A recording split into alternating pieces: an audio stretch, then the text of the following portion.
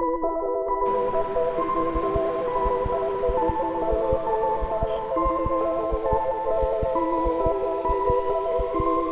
irmão, ele vinha e voltava na minha vista e eu não sabia o que estava acontecendo. A dor foi aumentando cada vez mais, ao ponto que eu desmaiei. Fui ao médico dizer, eu não estou aguentando essa dor, está demais, e aí desmaiei no braço dele.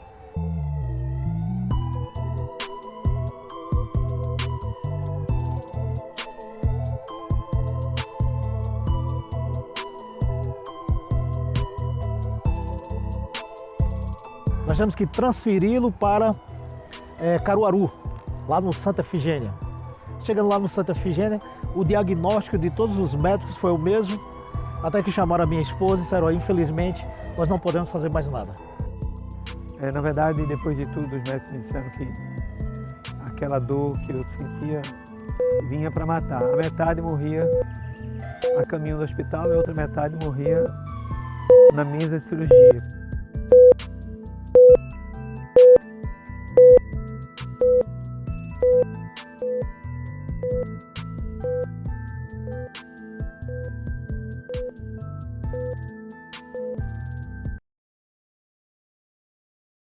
No ano de 2012, eu era pastor ali na cidade de Arco Verde, aqui no Pernambuco. E numa bela segunda-feira eu estava ali para comemorar o aniversário de uma querida irmã chamada Solange. E o aniversário, ele se estendeu ali a pouco mais de 10 horas da noite, quando o pastor do distrito vizinho ligou para mim, dizendo que um irmão ia até a rodoviária, porém ia guardar o carro na minha casa. E depois fui levar o irmão na rodoviária. Quando eu estava ali na rodoviária, fiquei conversando com o irmão até o ônibus chegar.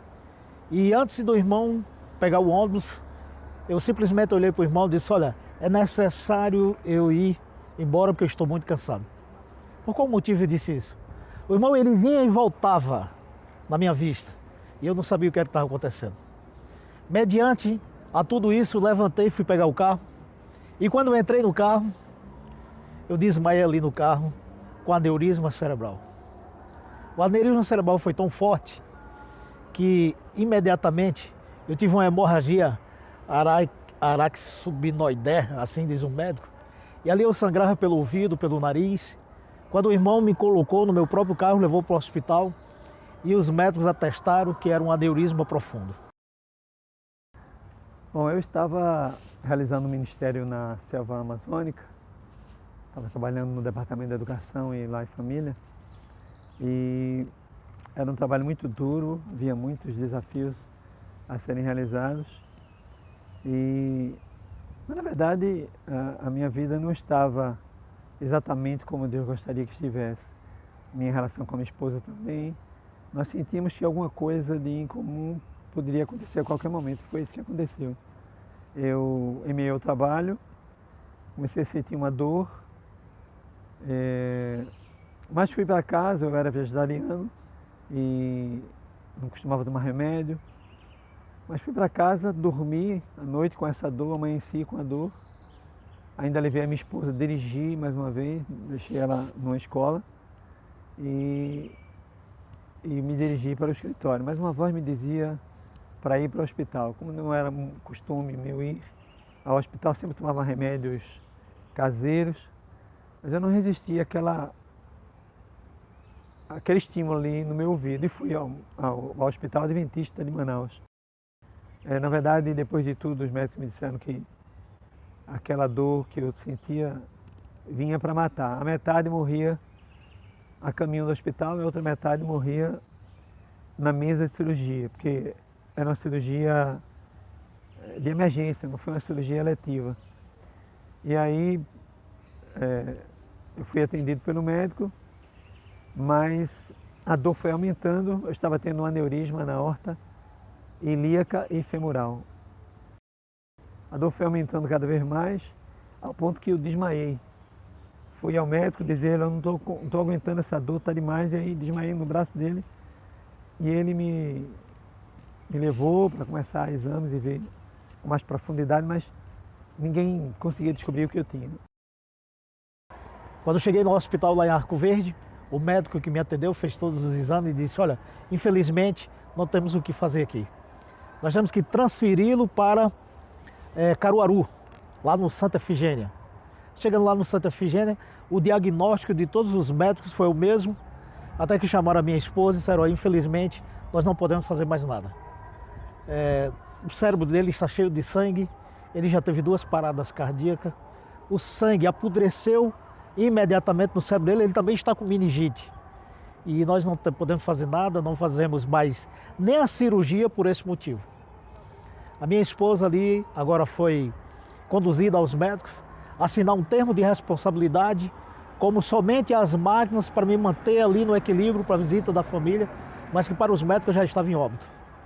E minha esposa resistentemente disse, olha, se vocês não quiserem fazer cirurgia, não tem problema, mas eu não assino esses documentos, porque o Deus que ressuscitava antes, ele também vai operar um milagre hoje.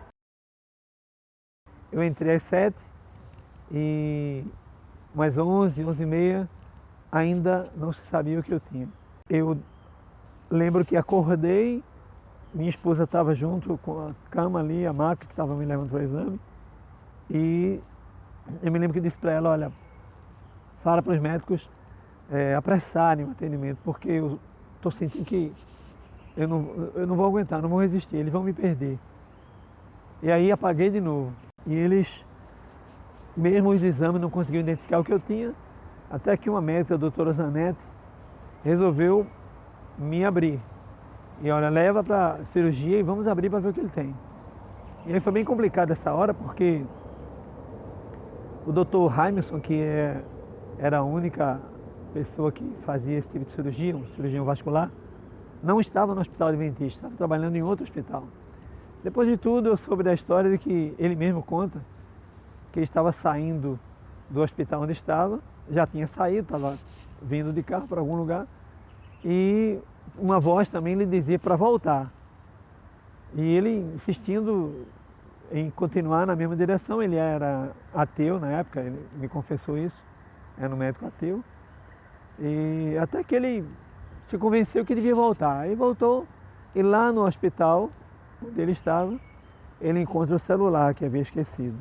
A partir daí, os médicos que estavam procurando ele conseguem encontrá-lo, e ele começa a orientar de onde estava, se dirigindo para o hospital, tudo que eles deviam fazer. E então a aflição foi muito grande no hospital, porque quando me abriram, perceberam que eu estava tendo um derrame tremendo. A minha artéria estava necrosada em vários pontos, eles cortavam num ponto, o sangue jorrava no outro, cortavam num ponto, o sangue jorrava no outro. E nisso eu perdi 6 litros de sangue 3 vezes. Uma vez só já é fatal. 6 litros é tudo que um ser humano tem em média. E eu perdi 6, recebi de novo, perdi mais 6. Então isso me impactou. O sangue não era o meu, porque não tinha como conseguir o meu sangue. E aí eu tive uma embolia pulmonar, tive uma parada cardíaca, que durou 3 horas e meia. Foi o tempo que eu também fiquei sem oxigênio no cérebro. O que se fala no meio acadêmico é que 2 minutos já é fatal. Eu tive 3 horas e meia de tempo sem oxigênio no cérebro e sem o coração voltar a funcionar. Os médicos cansaram de me trazer de volta, desfibrilação, tentaram tudo que podia fazer e não conseguiram. E aí desistiram de mim,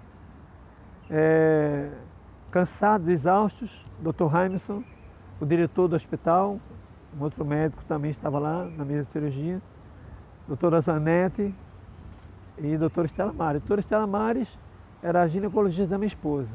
Todos que estavam envolvidos na cirurgia estavam muito cansados e pediram para ela me fechar. Então, todos foram embora, eu fui declarado morto e a doutora Estela Mares ficou ali só para me fechar. E ela ia me fechando e, segundo ela me contou, orava também, pedindo a Deus que, se fosse a vontade dele, que trouxesse o pastor Gondim de volta.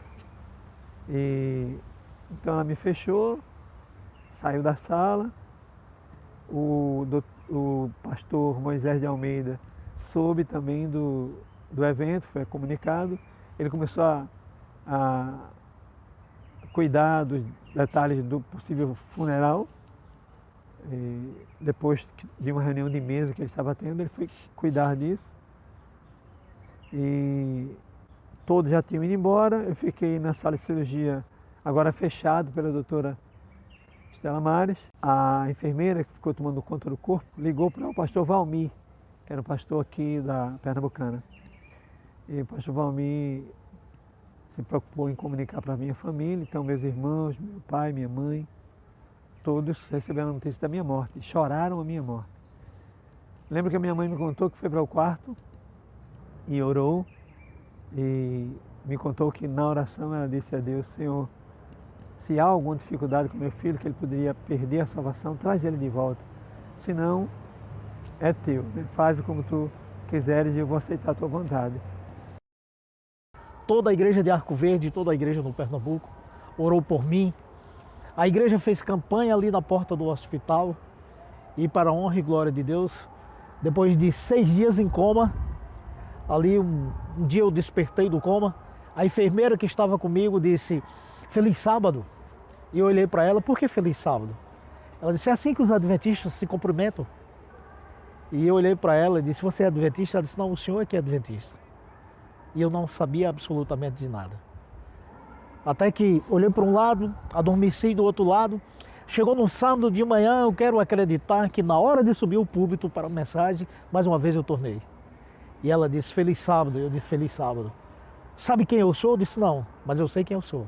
Eu sou pastor da igreja adventista. Nesse intervalo, a doutora Estela Mares contou à minha esposa o que havia ocorrido e que ela orasse, né, por um milagre, porque estava já morto ali. Mas, para surpresa de todos, 3h30 exatamente depois, eu voltei a respirar. E aí a enfermeira que estava tomando conta do corpo, espantada com o que viu, chamou a anestesista, chamou a doutora Estela Mares, chamou a doutora Zanetti, chamou o doutor Jaimson. E o doutor Jaimson não acreditou, porque ele era um ateu. Não, deixei o homem morto aí, não vou voltar. Ele está morto. Ele me disse: mas se eu vir aqui, o senhor vai ver, ele está respirando. E na verdade eu estava respirando, mas ainda numa situação deplorável, só respirando, mas num estado de coma, né? E aí todos voltaram e não sabiam o que fazer, porque na época os compêndios de medicina não traziam as alternativas de pós-cirúrgico que podia ser feito, e eles foram fazendo o que entendiam que deviam fazer. Eu estava muito inchado, numa situação bem delicada. E aí, novamente, a doutora procura minha esposa, pede para ela orar. E aí foi dito para minha esposa o seguinte: ore por um milagre, porque a situação que ele viveu e como ele está, dificilmente ele vai voltar. Ele tem 48 horas respirando apenas. Se acaso ele voltar por um milagre, ele vai ter vida vegetativa e não vai lembrar de mais nada. E assim a minha esposa, mais uma vez, se dedicou à oração. Ela encontrou um texto, um salmo que dizia, enquanto ela orava, ela buscou esse texto, e o texto dizia: tu me livraste do mais profundo poder da morte. E ela começou a acreditar na possibilidade do milagre a partir desse texto e da continuidade da oração. E aí muita gente soube do que tinha ocorrido, e aí muita gente começou a orar, uma cadeia de orações muito forte no Brasil inteiro, as pessoas que me conheciam. E foi lindo, porque a médica tinha dito para minha esposa que eu teria 48 horas de vida. Então ela tinha me dado 48 horas, mas em 12 horas eu acordo, né? E aí, quando eu acordo, as pessoas de novo, os médicos, chamam a anestesista, chamam o doutor Raim, chamam todo mundo. O homem acordou e aí começaram a me fazer perguntas: quem eu era, e quem era minha esposa, quem eram meus filhos. e o que eu fazia. E eu saí respondendo tudo. Deus me deu uma memória muito melhor do que eu tinha naquela época. Eu não conseguia decorar o nome de 2, 3 pessoas. Hoje eu tenho 300, 400 alunos na FADBA, em Cachoeira, na Faculdade Adventista da Bahia, onde eu ensino, onde eu trabalho. E hoje eu decoro o nome dos 300 alunos que eu tenho. Deus me deu uma memória ainda muito melhor. Mas na verdade o que estava acontecendo ali era um milagre físico. Eu estava recuperado fisicamente, lógico, demorou ainda um pouco, porque eu fiquei umas 3 semanas na UTI, me recuperando. Mas na verdade havia uma outra recuperação necessária, que era espiritual. O corpo tinha ressurgido em vida, mas faltava o espírito também. Aí é onde começa uma saga espiritual inesquecível para mim e para toda a minha família. E ali teve um processo, os médicos foram chamados imediatamente, o médico ficou surpreso com tudo aquilo, porque jamais ele acreditava que aquilo poderia ser feito. E até que ele chegou para mim, e de uma maneira profissional, agora com bastante carinho, colocou a mão na minha testa e disse: pastor, o seu Deus, ele opera milagres. Naquele mesmo instante, fiquei em observações, todos os médicos ali para saber o que tinha acontecido, como teria voltado depois de 2 paradas cardíacas, e ainda mais um quadro clínico de sangue do cérebro, praticamente uma morte cerebral. Mas Deus, ele operou um milagre na minha vida. E aí foram mais 11 dias de UTI, e até que eu fui transferido para um quarto, e todos os médicos queriam me conhecer para saber o que é que Deus tinha feito na minha vida. Eu, por conta do que eu falei, da situação espiritual que eu vivia no meu ministério também com a minha esposa, de modo que não era um ministério segundo o coração de Deus. Deus sabia das nossas falhas, o que nós precisávamos corrigir, e o melhor viria ainda depois. Na verdade, eu tentava orar lá na UTI, tentava ler a Bíblia e não conseguia. Cada vez que eu tentava fazer isso, as imagens que eu tinha visto, que eu jamais devia ter visto, eu costumava locar fitas, DVDs em locadoras, na época era muito comum isso. Levei muita coisa que não devia levar para minha casa. Por isso mesmo eu não conseguia nem ler Bíblia nem orar.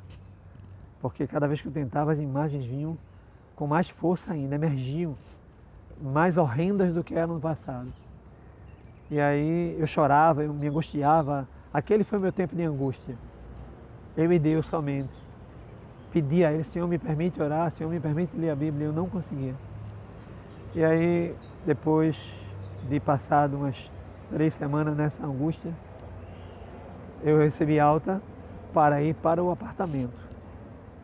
E lá no apartamento, foi a primeira vez que eu estive com a minha esposa, podendo ficar com ela no quarto. Eu estava naquela posição de cama de hospital, entre estar deitado ou sentado ali no meio termo. E era uma sexta-feira, pôr do sol, quando eu comecei a ouvir um canto angelical, um canto incomum, um canto maravilhoso, um canto celestial que não tem palavras para descrever. Parecia vozes masculinas, de quarteto, de sexteto, não sei. Mas era uma coisa linda, indescritível. Hoje, vivo de uma maneira brilhante e gratificante, glorificando a Deus por Ele ter ressuscitado a mim, por Ele ter me dado a oportunidade de continuar na sua obra, né? De 2010 para cá, eu já tenho 9 anos que vivo pela graça de Deus. Sou assim, fortinho desse jeito, vivo à base de um medicamento chamado de corticoide, mas o Senhor tem me mantido, o Senhor tem me sustentado a cada dia para que eu possa proclamar o seu santo evangelho. E eu comecei a ouvir aquela música e eu não entendia a linguagem, mas me parecia um canto de louvor e adoração pela vida que substituiu a morte. E por mais uma alma que Deus estava ali recuperando, restaurando, salvando, ungindo. E eu me alegrei muito, chorei muito. Eu perguntei se a minha esposa ouvia, ela disse que não ouvia. Não tinha ninguém lá no quarto, somente eu e ela. E aí eu me aquietei e fiquei ouvindo aquele som. Uma das coisas mais lindas, eu costumava fazer versão nesse tempo de músicas americanas, com a letra nova, diferente. E eu consegui entender como se eu tivesse que fazer alguma música ali daquilo que eu estava ouvindo. Eu consegui colocar, estava muito tenso, pelo menos uma frase que me parecia que os anjos queriam dizer para mim. E a frase dizia o seguinte: é preciso mais do que saber, é preciso experimentar. Na minha vida como ministro eu sabia muito, eu já tinha pedagogia, tinha filosofia, teologia, e isso parecia assim o bastante, né? Mas a vida prática espiritual não coadunava com todo o saber humano, né? Então Deus parecia me alertar, me dizendo: olha, não adianta saber tanto, você precisa viver, experimentar. Isso passou a ser uma mensagem minha. Eu me comprometi com Deus de dar essa mensagem também por onde eu passasse, especialmente quando eu estivesse onde houvesse ministros como eu, que líderes eclesiásticos, e a igreja de modo geral, que naturalmente tem sido tão abatida por imagens, por essa vida interativa que tem tomado o nosso tempo de vida espiritual que devemos ter. Então eu fui sacudido, o meu espírito foi sacudido por esse momento, por essa experiência linda, maravilhosa. Tão linda ao ponto de que eu me aquietei e adormeci. Eu dormi sob o canto de anjos. Então, se você está passando alguma dificuldade, se você, por acaso, você pensa que Deus esqueceu de você, ou que o poder de Deus está limitado, eu vim aqui através desse vídeo para dizer para você que o Deus do passado é o Deus de hoje e será sempre o Deus do presente. Aquele que ressuscitou no passado, ele ressuscita no presente. Aquele que liberta a gente da morte, para que a gente cumpra o seu sagrado ministério, é o Deus que fez na minha vida e ele pode fazer na sua. Quando eu amanheci o dia, depois daquela noite, eu fui para a Bíblia. Eu me ajoelhei e orei e fiz isso como nunca antes. Percebi que Deus tinha colocado dentro de mim uma fome, uma sede pela palavra, pela adoração, pela minha aproximação dele, como nunca houve antes. E eu li a Bíblia como nunca li, e orei como nunca orei. E esse sentimento, essa paixão, esse compromisso com Deus encheu meu coração até hoje. Isso aconteceu há cerca de 17 anos, mais ou menos. E tem me tomado de lá até hoje de uma maneira impressionante. Então essa é uma mensagem que eu considero muito importante, especialmente para aqueles que imaginam que hoje não há mais milagres, que Deus não se manifesta. Ele continua se manifestando. O que nos falta é registrar, revelar, contar, anunciar para todos essa grandeza de Deus que permanece firme e forte até hoje.